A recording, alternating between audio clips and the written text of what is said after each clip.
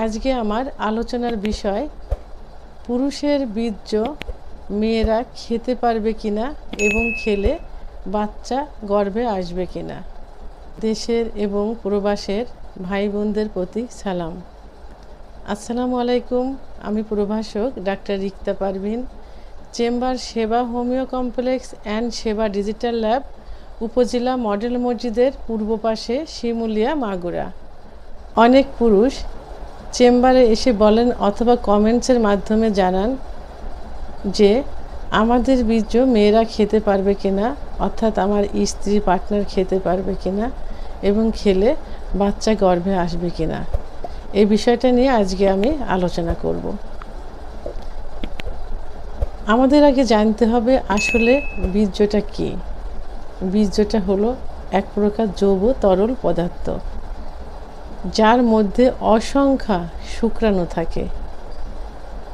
যে শুক্রাণু সহবাসের সময় স্ত্রীর ডিম্বাণু এবং পুরুষের এই শুক্রাণু মিলিত হয়ে বাচ্চা উৎপাদন করে থাকে। তাই এটা এই বীর্যতে কি থাকে?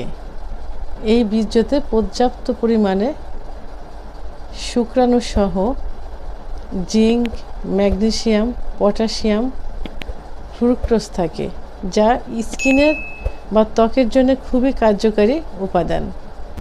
পুরুষের বীর্যের যে পরিমাণ প্রোটিন থাকে, ডিমের সাদা অংশে সেই পরিমাণ প্রোটিন থাকে। তাই সুস্থ পুরুষের, অর্থাৎ যে পুরুষের শরীরে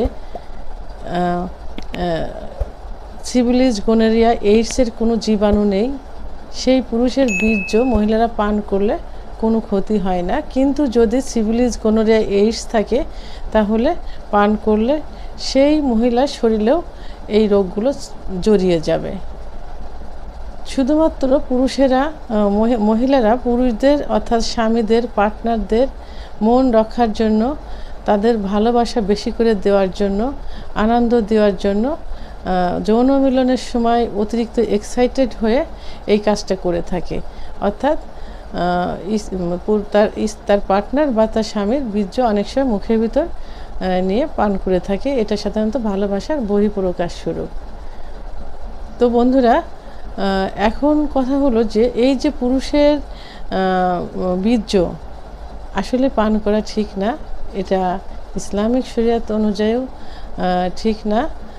তবে অনেক মহিলারা শুধু যৌন মিলনের সময় স্বামীকে সুখ দেওয়ার জন্য এই কাজটা করে থাকে। আর পুরুষের বীর্য মহিলারা পান করলে যে বাচ্চা হবে, এই ধারণা একদম ভুল। আমরা সবাই জানি এবং আমাদের জানতে হবে যে শুধুমাত্র যৌন মিলনের সময়, তাও নির্দিষ্ট একটা সময়ে তার স্বামীর বীর্য এবং তার ডিম্বাণু একত্রিত হয়ে বাচ্চা উৎপাদন করে। সেহেতু পান করলে কখনোই বাচ্চা উৎপাদন হবে না, কারণ এটা কোথায় যাচ্ছে? এটা স্টোমাকে, অর্থাৎ পাকস্থলীতে যাচ্ছে। আর পাকস্থলীতে কখনো তার ডিম্বাণু আসার কোনো ওয়ে নেই বা পথ নেই, সেহেতু কখনোই বাচ্চা হবে না। তো যেসব পুরুষ ভাইয়েরা আমাকে কমেন্টসের মাধ্যমে জানতে চেয়েছেন, সরাসরি চেম্বারে এসে জানতে চেয়েছেন, এবং সর্বোপরি যারা জানে না এবং একটা কৌতূহল থেকে থাকে, তাদের জন্য আমি বলবো যে স্বামীর বীর্য ইসলামিক আইন অনুযায়ী পান করা, খাওয়া ঠিক না।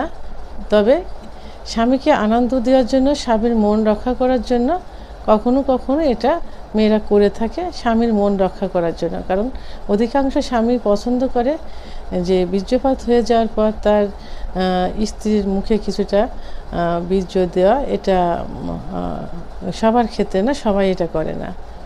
আর তাদের যে ধারণাটা যে মুখের ভিতর বীর্যপাত করলে, খেয়ে ফেললে স্ত্রীর বা পার্টনারের বাচ্চা হবে, তো এটা কখনোই সম্ভব না। কারণ বাচ্চা হবার ওয়ে বা রোড এটা না। বাচ্চা হওয়ার ওয়ে এবং রোড হলো যোনিপথ, যেখান থেকে স্বামী স্ত্রীর ডিম্বাণু এবং শুক্রাণু মিলিত হয়ে বাচ্চা উৎপাদন হয়।